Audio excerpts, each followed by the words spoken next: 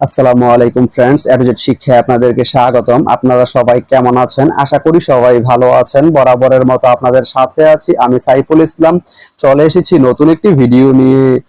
আজকে আমরা জানবো আপনি কুমিল্লা থেকে হাসানপুর যেতে কোন কোন ট্রেন রয়েছে, সেই ট্রেনগুলো ছাড়ার নতুন সময়সূচি, বন্ধের দিন এবং গিয়ে পৌঁছতে কতক্ষণ সময় লাগবে বিস্তারিত।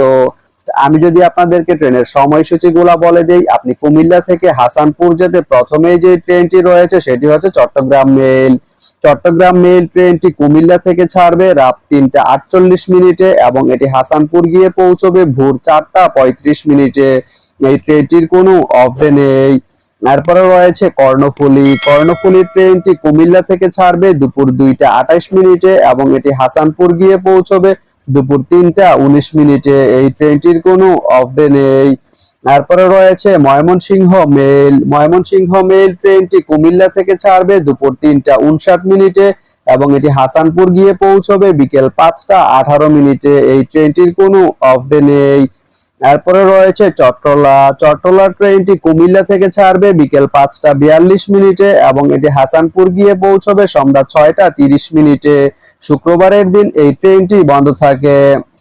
তো আপনি কুমিল্লা থেকে হাসানপুর যেতে এই 4টি ট্রেনের যে কোনো একটি ট্রেন ব্যবহার করতে পারেন। তো ভিডিওটি কেমন লাগলো অবশ্যই কমেন্ট করে জানাবেন। আর ভিডিওটি যদি ভালো লেগে থাকে বা আপনার কোনো উপকারে এসে থাকে তাহলে ভিডিওতে একটা লাইক করে দিবেন, কারণ আপনার একটা লাইক আমাকে অনেক ইন্সপায়ার করে নতুন নতুন আরো ভিডিও বানাতে। তো ধন্যবাদ সবাইকে ভিডিওটি এতক্ষণ ধৈর্য ধরে দেখার জন্য। ভালো থাকবেন, সুস্থ থাকবেন, এডুকেট শিক্ষার সঙ্গেই থাকবেন।